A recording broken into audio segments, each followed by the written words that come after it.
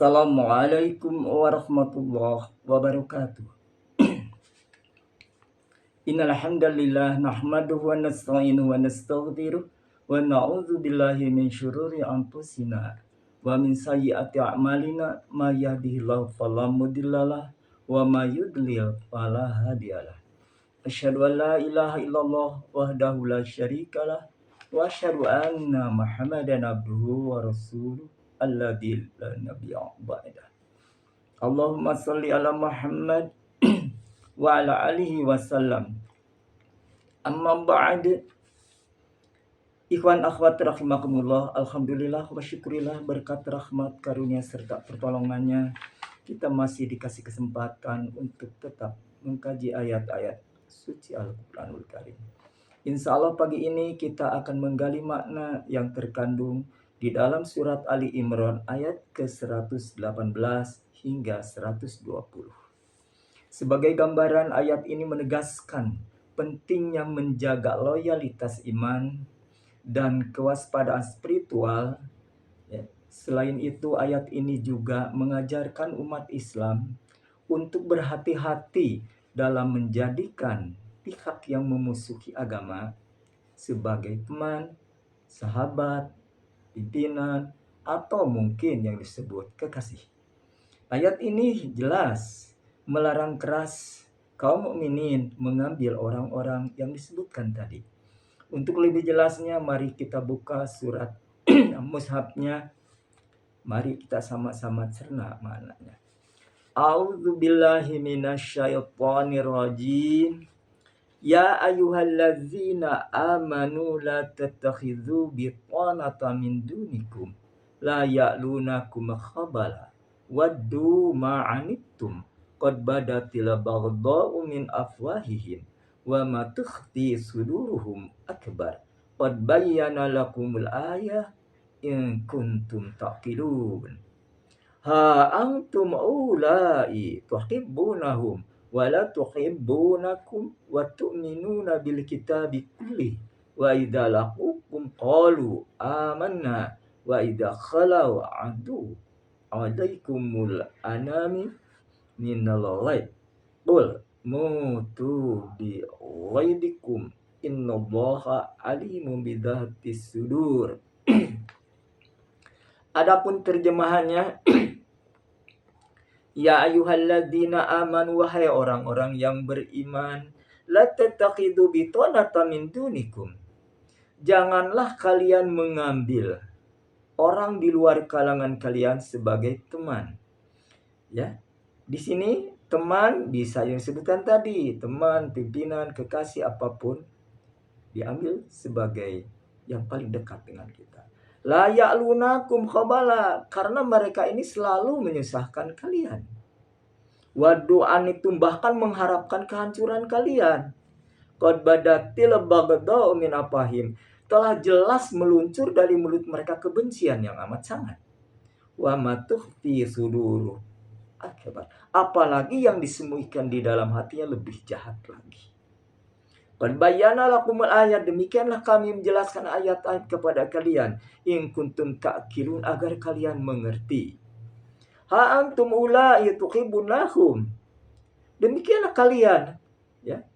Kenapa kalian gitu mencintai mereka, wala tuhibbunakum, padahal mereka tidak mencintai kalian, menyenangi, menyukai kalian.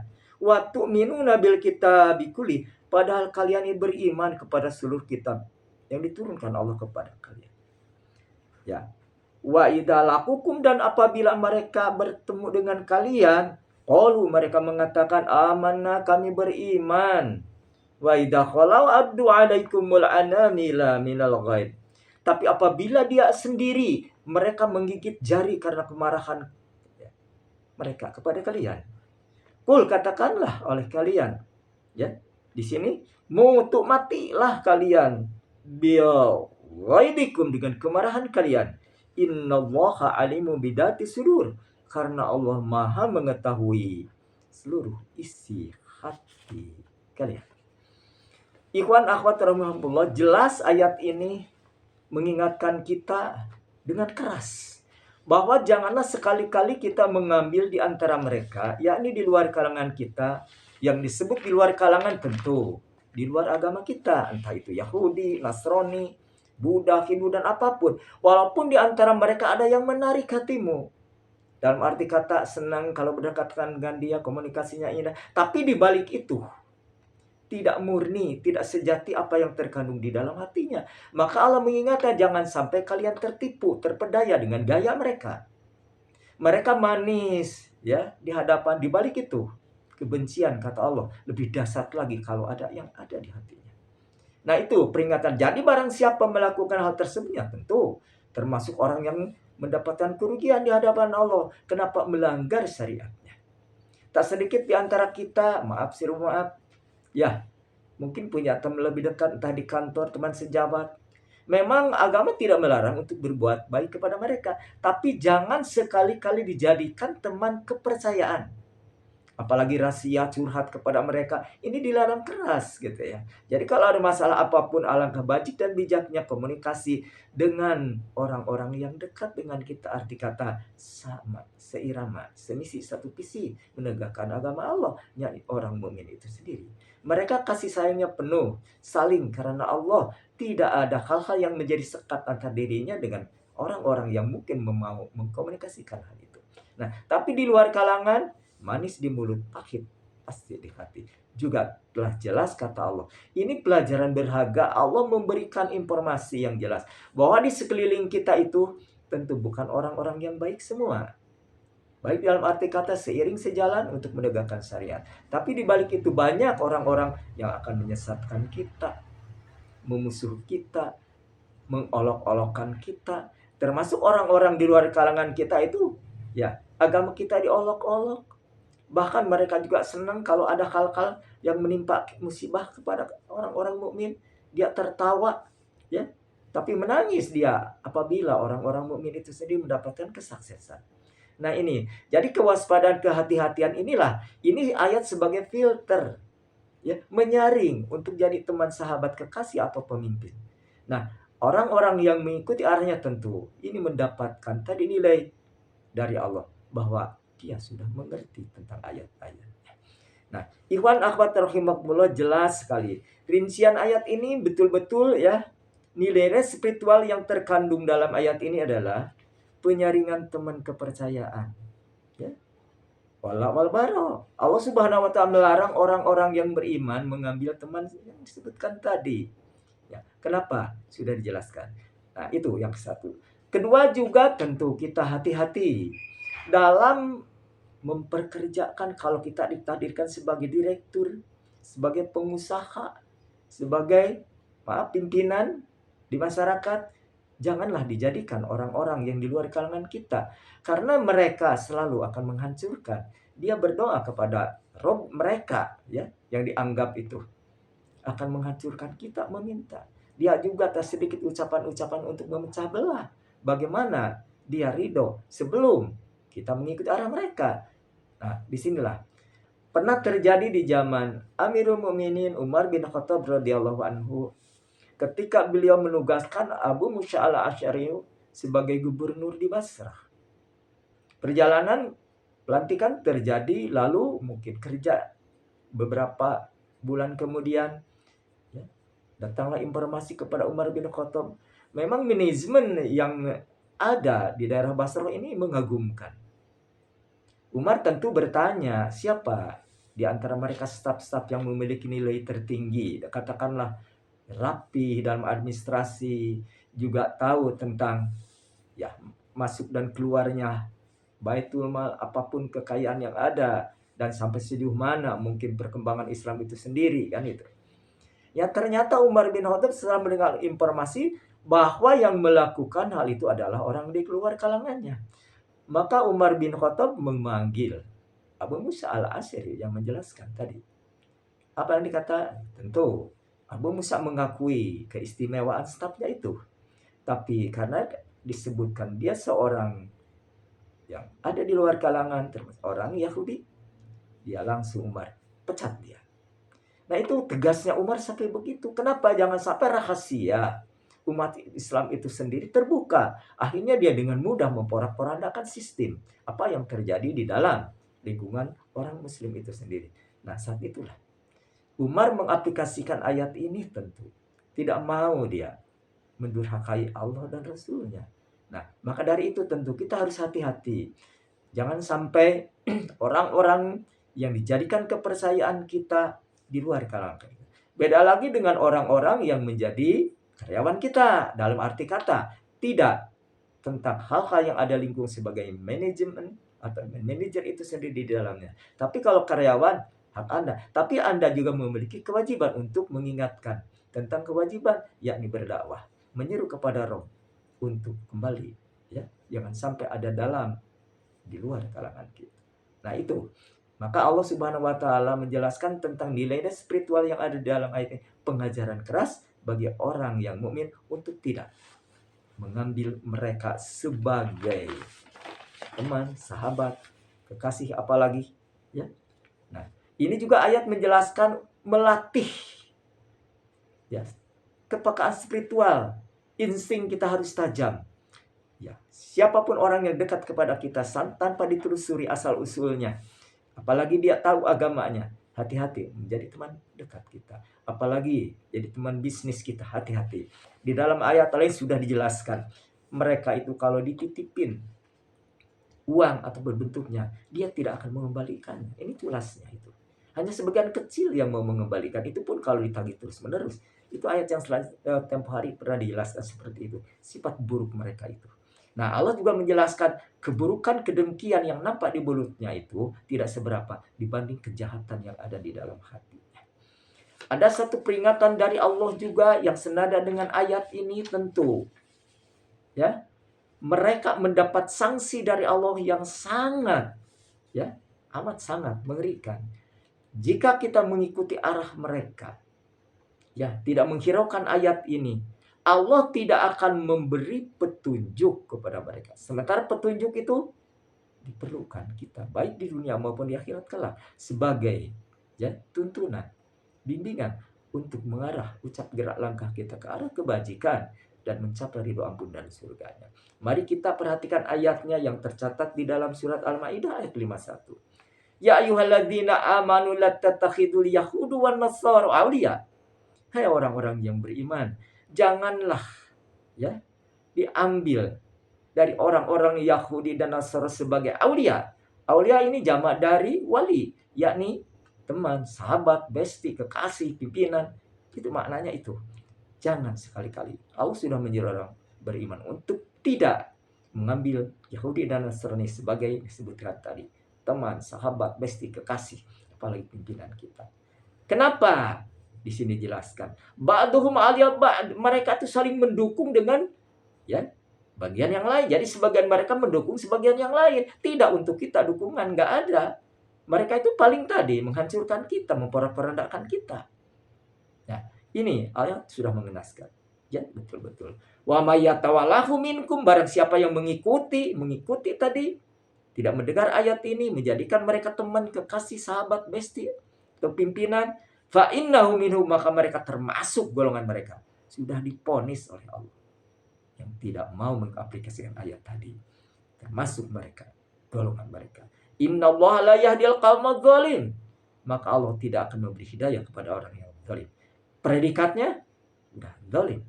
Kedua, tadi yang disebut hidayah yang pertama tidak akan diberi. Sampai kapan kalau kita tidak berhidayah untuk selamat?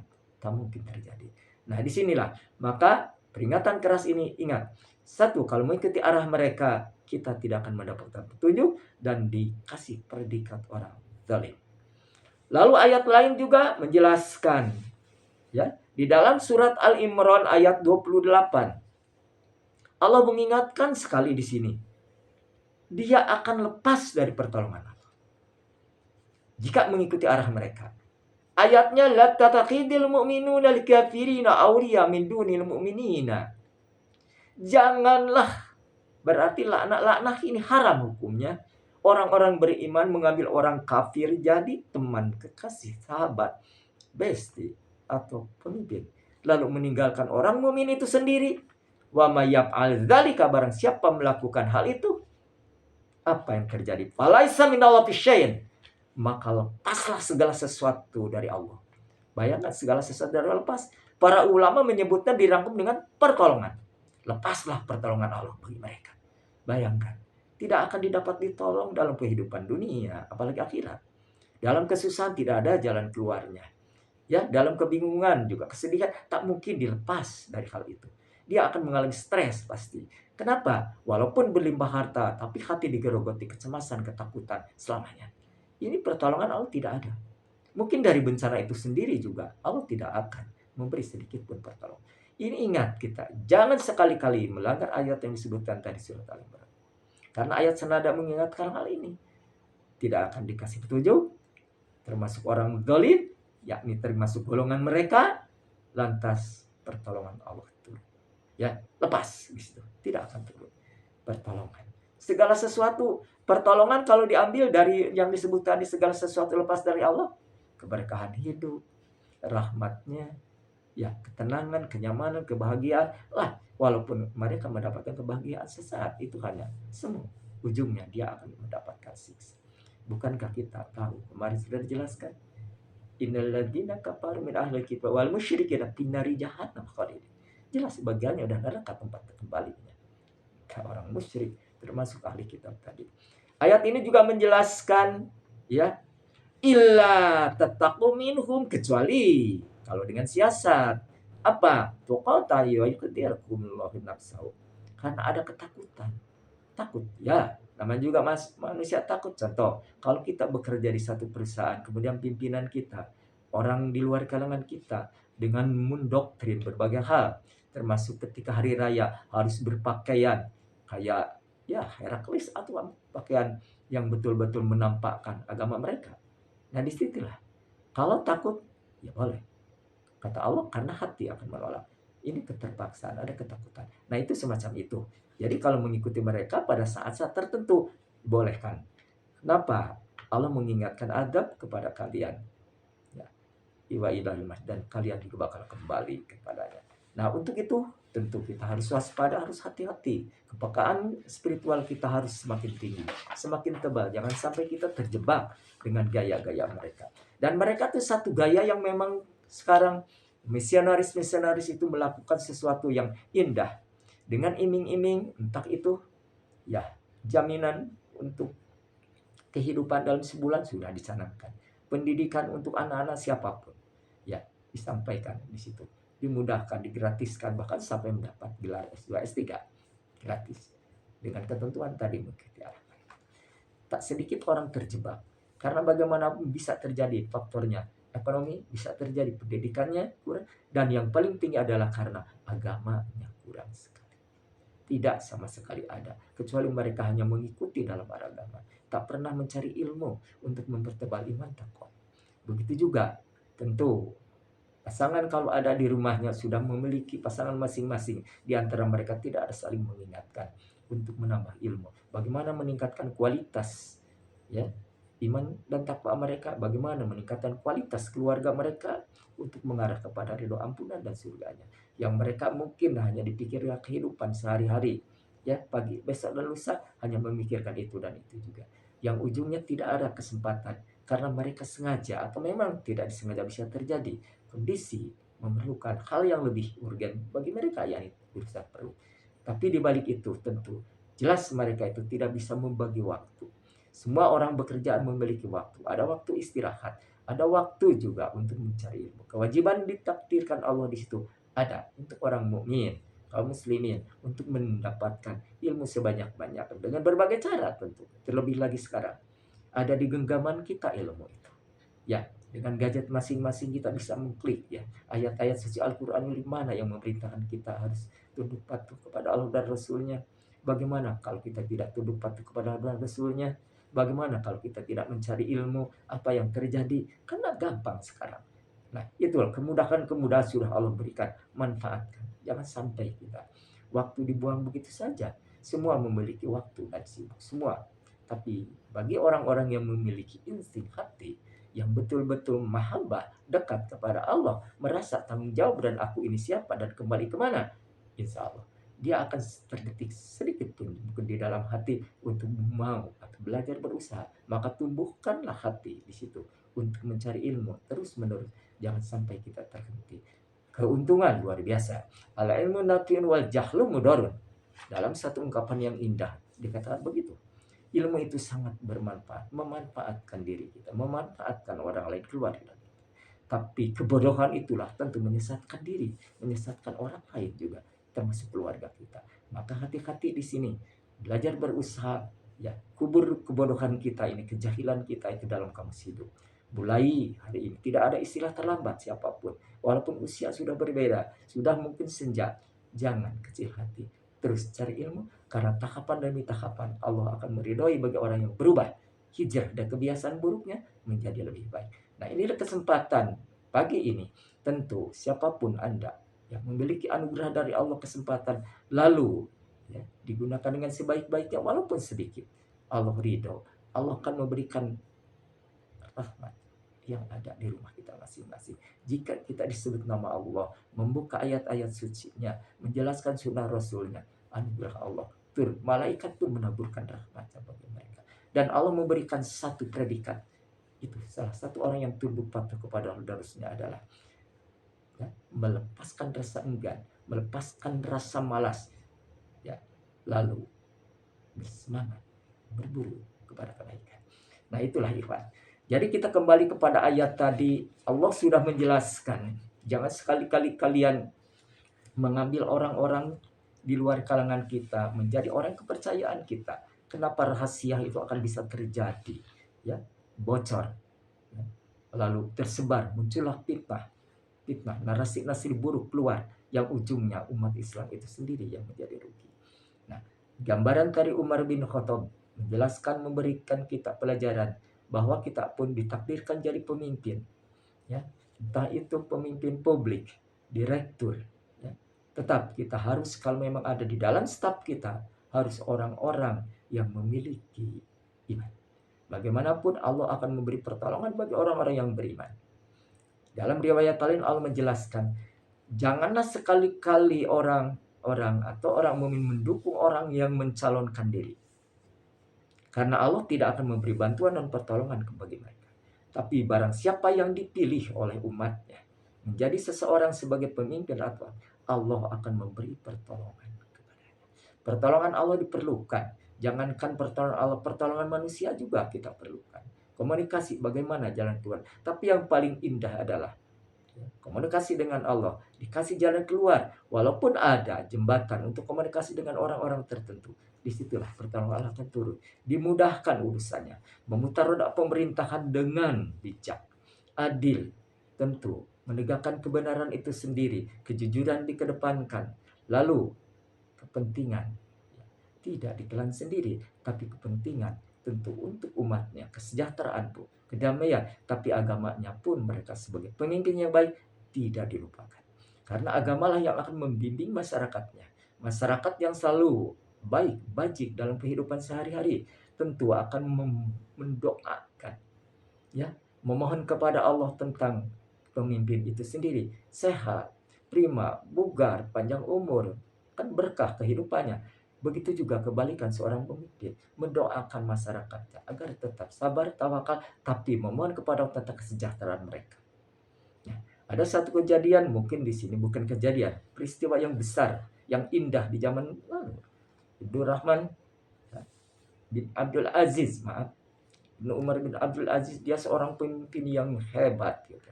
Bercermin kepada ayahnya, bercermin tentu kepada Rasulullah SAW. Terhadap pemerintahan dilakukan begitu indah, aman, damai, sejahtera, hingga orang-orang yang ada di saat itu rakyat sampai susah memberikan zakat. Kenapa? Orang-orang sudah cukup mapan. Itu kesuburan tanaman juga, binatang-binatang ternak berkembang, komunikasi yang indah antara seorang mukmin dengan yang lainnya begitu terjalin, saling mendukung, saling membantu, saling mengingatkan.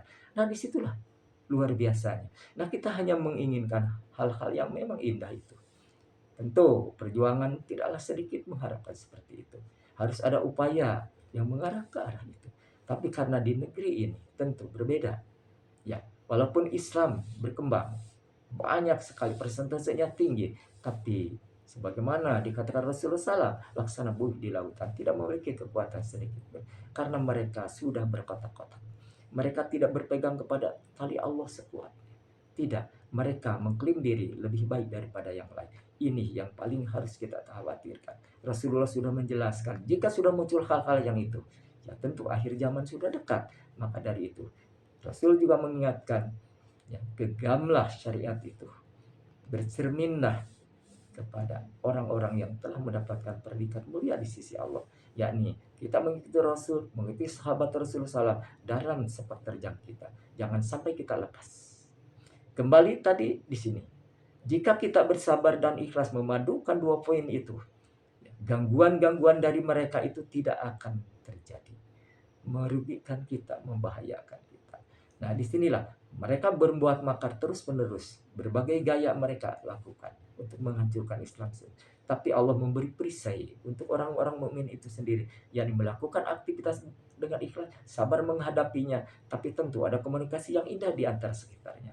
Bagaimana menjadi perisai diri masing-masing sabar itu. Nah, sabar itu juga akan meningkatkan kualitas hidup kita. Jangan sekali-kali kita ada narasi-narasi buruk yang membuat makar-makar kepada kita, lalu kita balas dengan menghancurkan nilai-nilai moral Islam itu sendiri ini. Itba bilati hiya ahsan. Debatlah mereka dengan yang lebih baik. Ya, kecuali kalau mereka menghantam, ya, lalu memporak-porandakan yang disebut kebutuhan sebagai orang-orang mukmin di situ, nah baru ada di situ untuk melawan. Nah, tapi jangan sekali-kali kita dalam ayat menjelaskan tadi menyerang tanpa sebab. Zaman Rasulullah SAW, Rasul memang jika sudah memberikan peringatan, diajak masuk Islam nggak mau, menolak, bahkan menantang. Nah, disitulah Rasul turun tangan untuk memerangi mereka. Tapi manakala ada suatu saat Rasulullah SAW menyerang satu kota, karena memang menantang, setelah dikasih peringatan tidak mau, ya disurati juga memang membangkang. Lalu Rasul tapi ada terdengar suara azan di suatu kampung. Rasul menyandarkan, ya, tidak menjadi untuk menyerang. Itu kebijakan Rasul. Karena bagaimanapun di situ ada orang mukmin. Nah, kita pun sama di sini, tak jauh berbeda. Jika ada di satu komplek perumahan, ya, kita mengkomunikasikan hal-hal yang sifatnya urgen. Jangan sekali-kali terdengar, ya, oleh orang-orang yang ada di lingkungan bukan kalangan. Bahayanya tentu. Maka di sini komunikasi yang indah adalah intensif di masjid, strategi untuk melakukan sesuatu seperti Rasulullah SAW. Masjid bukan hanya untuk ibadah saja, untuk berpolitik, strategi di situ bagaimana perang, bagaimana juga, ya, yang disebut tadi mensejahterakan masyarakat itu sendiri, masjid yang. Nah, di sini juga jadi gambaran bagi kita, masjid yang untuk menuntut ilmu tentu harus ada di samping ibadah yang intensif. Karena disitulah, ya, tempat yang paling Allah muliakan, tempat Allah yang ridhoi, juga malaikat di sini bertaburan memberikan rahmat. Ikhwan akhwat rahimakumullah.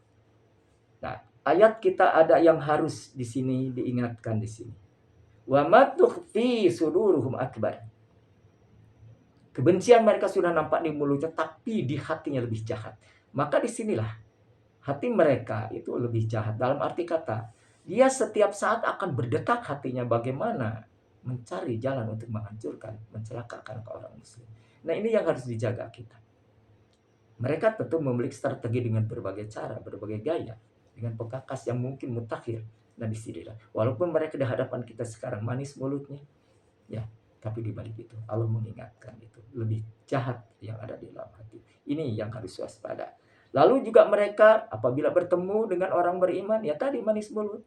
Di hadapan para sahabat dulu mereka mengatakan kami beriman. Tapi manakala dia sendiri, dia mungkin gemeretak giginya, tangannya mengepal karena kemarahannya. Maka katakanlah di dalam hati kita, mudah-mudahan dia mati dengan kemarahannya itu. Itu peringatan Allah begitu. Wa idza qalau atu alaikumul anamila minal ghad. Nah, itu yang dikatakan apabila dia mereka sendiri menggigit tangannya sendiri karena kesal marah kepada kita. Nah, itu. Maka katakanlah qul mutu bighadab bighaidikum. Matilah kalian dengan marah. Innallaha alimu bidas, karena Allah tahu getar-getar hati mereka atau isi hati mereka. Nah, di sini dah Ikhwan akhwat rahimahullah, setiap orang tentu memiliki kapasitas untuk mencegah hal tersebut. Tapi kita mohon kepada Allah, moga-moga Allah memberi perisai yang kuat. Di samping kesabaran kita, ilmu pun kita bertambah dan bertambah. Jaga mulut kita jangan komunikasi atau mengeluarkan kata-kata yang tidak indah. Tampakkanlah akhlak yang baik sebagai muslim yang kafah. Jangan sampai terjadi kata ayat di sini. Janganlah sekali-kali kita melawan hal-hal yang lain dengan menghancur leburkan moral Islam itu sendiri. Seperti mungkin kita kenal ya, orang-orang ada di antara kita menghancurkan tempat publik dengan mengatakan Allahu Akbar. Nah ini hati-hati ya, bukan tidak indah, tidak patut. Allah melarang dengan hal itu. Kalau memang ada hal-hal yang lain, memang orang muslim diserang kemudian menyerang untuk memberi semangat, ya, tentu. Tapi jangan sekali memporak-porandakan, membabi buta. Hal-hal yang lain diperlukan kita pun, ya, jangan sampai dihancurkan. Nah ini peringatan keras bagi kita. Infaq billati hiya ahsan. Jawab, bantah, debat mereka dengan kata-kata yang lebih indah. Itulah muslim yang kafah, yang menyelamatkan dirinya dan orang-orang sekitarnya. Bukankah lil alamin rahmat Islam itu sendiri.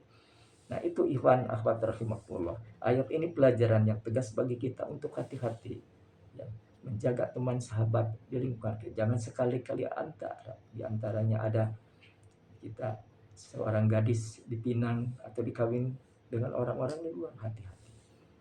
Mereka bahagia karena dia akan mengambil. Kalau dia bisa menikah dengan keluarga orang muslim, ya, bisa dijawab juga orang tuanya, keluarga saudara. Itu ada nilai lebih bagi orang yang melakukan hal itu ya, di hadapan orang-orang yang di luar kalangan kita. Dia akan ada hadiah predikat terbaik bagi mereka, ada bonus ya. Maka di sini jangan merasa kita bangga walaupun dia kaya, walaupun dia ganteng. Hati-hati anak gadis kita, ingatkan. Jangan sekali-kali dekat dengan mereka karena mereka itu manis awal. Kecuali Islam juga membolehkan jika dia mau ya sujud patuh kepada Allah, yakni bersyahadat. Tapi hati-hati, syahadat yang mereka ucapkan itu bening, keluar dari hati yang tulus, atau hanya gaya, cara untuk melabui kita. Dan ujungnya tak sedikit ya, orang-orang yang masuk Islam tapi murtad kembali lalu membawa istri. Nah, inilah yang harus dijaga sebagai orang tua. Hati-hati memiliki anak gadis, juga anak remaja. Jangan sampai memiliki kekasih orang-orang yang di luar kalangan kita. Terlebih lagi disebutkan tadi ya, ahli kitab ini paling jahat di mulut, lebih jahat lagi di hati. Itulah ikhwan akhwat rahimahullah ya. Pertemuan kali ini tentu ya menjadi pelajaran, mudah-mudahan tersimpan di memori, terukir di hati, dan ingatkan diri keluarga, juga teman sahabat kita kalau seirama dia ada di dalamnya. Hati-hati jika memiliki teman sahabat atau bestie, jangan sampai menghancurkan masa depan kita. Lalu Allah melepaskan tadi, hidayah tidak akan diberikan ya, lalu dicap sebagai orang zalim, lalu pertolongan Allah lepas baik di dunia apalagi di akhirat kelak. Nah itu yang diingatkan kita, jangan sampai terjadi hal demikian. Bagaimanapun itu satu kerugian yang sangat besar. Nah itulah Tuhan. Lalu ayat yang lain juga menjelaskan ini tentang orang-orang yang tidak mau mengaplikasikan ayat yang disebutkan tadi. Tercatat di dalam surat An-Nisa ayat 144 ini ancaman keras bagi orang yang menghiraukan atau tidak mengindahkan peringatannya. Ya ayyuhalladzina amanu, wahai orang-orang yang beriman, la tattakhidul kafirina awliya. Janganlah sekali-kali kalian mengambil orang kafir sebagai teman, kasih, sahabat atau pemimpin. Min dunil mu'min, selain dari orang mukmin. Aturiduna an taj'alu lillahi alaikum sultana mubin. Apakah kalian membuat alasan agar Allah menyiksa kalian? Coba bayangkan. Ayatnya sudah begitu. Kalau kita tidak ya menghiraukan tadi ayatnya tadi. Apakah kalian membuat alasan agar aku mengadab kalian? Allah sudah terang-terangan begitu. Jadi tadi selain tidak dikasih petunjuk, dicap sebagai orang zalim, dan tentu orang zalim posisinya di mana kelak? Pertolongan lepas dari berbagai hal, entah bisnis, entah studi, entah rumah tangga, entah masa depan untuk keluarga, lepas, dan banyak-banyak lagi rahmat berkah lepas. Juga Allah mengingatkan, kalian membuat alasan untuk agar aku mengadab, jadi akan dapat adab. Adab bisa di dunia yang mungkin merasakan. Tak sedikit orang-orang masa lalu ya, kisah-kisah terjadi dalam Al-Quran sudah jelas siapa ya orang yang tidak tunduk patuh kepada Allah dan Rasulnya. mendapatkan azab yang dahsyat. Ini Allah mengingatkan. Untung kita umat Rasulullah SAW sudah dikasih anugerah oleh Allah. Allah tidak akan mengazab orang-orang Muslim, ya, ketika masih Rasul ada. Sekarang Rasul sudah tiada, tapi Allah sudah mengingat tidak akan mengadab selama orang itu memiliki atau hati untuk mohon ampunan kepadanya. Gitu. Karena Allah yu'adzibahum wa anta fihim. Allah tidak akan memberikan azab menghancurkan seperti orang terdahulu karena engkau ada di tengah kalian. Tapi karena Rasulullah sudah ada, Allah juga mengatakan wa ma yu'adzibah, tidak akan mengadab wahum yastaghfirun jika mereka mohon ampunan. Nah, disitulah kita terlepas dari dosa, tentu mohonlah ampunan. Keberuntungan mohon ampunan itu dahsyat. Selain menyelamatkan dirinya, menyelamatkan keluarga, juga menyelamatkan orang-orang yang di sekitar kita. Ini maka di antara antum tentu insya Allah tak lepas dari mohon ampun kepada Allah. Itu anugerah yang luar biasa. Bisa menyelamatkan diri kau dan orang-orang yang ada di sekitar Anda. Keberuntungan itulah. Tetap mohon ampun karena kita tak lepas dari dosa. Di samping itu kita hati-hati, ayat ini mengingatkan kita untuk diri keluarga, jangan sampai keluarga kita terbawa arus mereka. Wallahu a'lam bishawab. Mudah-mudahan kita dimudahkan untuk tetap istiqomah di jalannya, yakni mau mengaplikasikan seluruh ayat-ayat yang ada di dalam Quran dan sunnah Rasulullah Sallallahu Alaihi Wasallam. Moga-moga jika Allah memberikan satu keberuntungan besar, yakni rahmat selalu bertaburan di antara keluarga, keberkahan hidup juga Allah sebarkan di sana. Lalu juga Allah membimbing, membina kita, memberi perisai yang kuat dari gangguan orang-orang yang di luar kalangan kita, yang akan mencelakakan kita, memporak-porandakan kita, termasuk masa depan kita dan anak-anak kita. Itu yang kita harapkan. Subhanallah wa bihamdik, asyhadu an la ilaha illa anta, astaghfiruka wa atubu ilaik. Assalamualaikum warahmatullahi wabarakatuh.